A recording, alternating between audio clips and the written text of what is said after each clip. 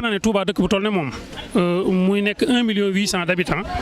su fekkoon tey El Hadj Ndiaye programme lii xew ba mu xewee dañoo am possibilité am ay pocolin ci dëkk bi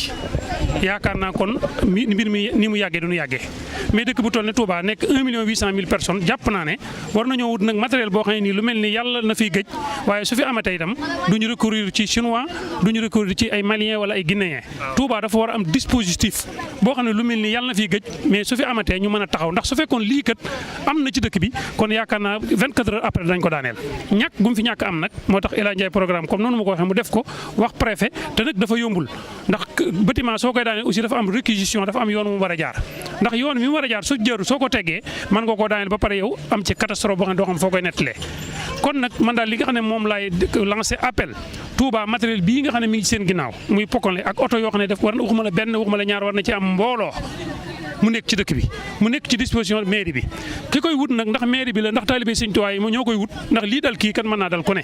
te mën na laa dalee ci sa njaboot kon nag jàpp naa ne daal dispositif yoo xam ne suñ soxlaatee duñ dem Njaaréem duñ dem Thiès duñ dem Kawal xam nga war naa am ci dëkk bi kon nag yàlla na yàlla boole dimbali